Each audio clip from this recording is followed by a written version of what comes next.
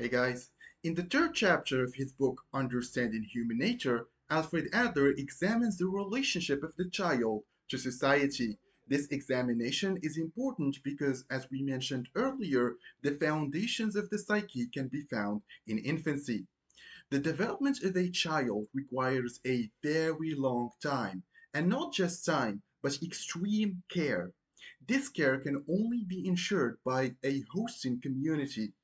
The numerous demands of life foster the division of labor within society, and this division of labor is the origin of interpersonal relationships.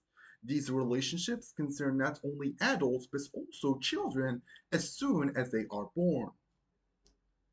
From an early age, children are confronted with a transactional world in which adaptation is the price of satisfying their need for life.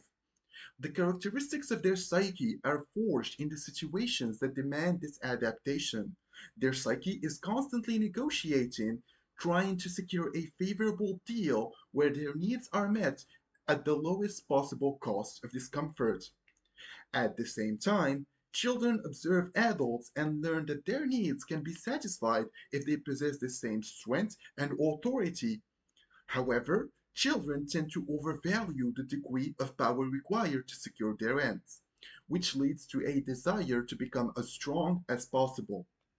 Furthermore, the weakness of children makes adults bound to their needs. There are two main strategies children learn to fulfill their needs, either imitating the behavior of adults or displaying their weakness, which compels adults to take care of them.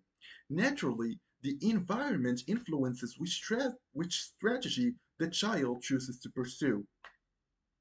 Compensating for their weaknesses becomes the main drive of a child's development. But children also lack maturity, so they are more likely to accept the world exactly as they find it. For example, if a child grows up in a hostile environment, he projects that hostility onto the entire world.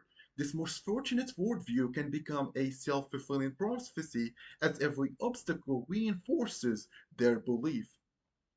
As soon as they open their eyes, children face obstacles. The need to overcome these obstacles often leads to immature or unoptimized solutions. However, the way children respond when viewed through a lens of their environment can give us important insight into the psyche. The obstacles children face can either enhance or hinder the integration into society. Adler distinguishes between two broad types of obstacles: environmental obstacles, example, financial hardship, racial discrimination, and the second, physical disadvantages, for example, developmental delays or disabilities. Both types can have a long-term impact on a child's psychological well-being. In general, children who lack tools for adaptation perceive life's difficulties not as challenges but as threats. They isolate themselves and adopt behaviors that deepen the gap between them and what they perceive as a hostile environment. Similarly, children raised in homes where love is not expressed properly often grow up without the ability to give or receive love later in life. Children with overly strict upbringings tend to build a shell around themselves, approaching life with a soldier's mentality, seeing every situation as a battle. This mentality often leads to isolation and excessive self focus. On the other hand, pampered children conclude that the love they receive enforces certain responsibilities on the adults around them. Spoiled children face a unique challenge. They never needed to overcome real obstacles, so their adaptation arsenal is empty.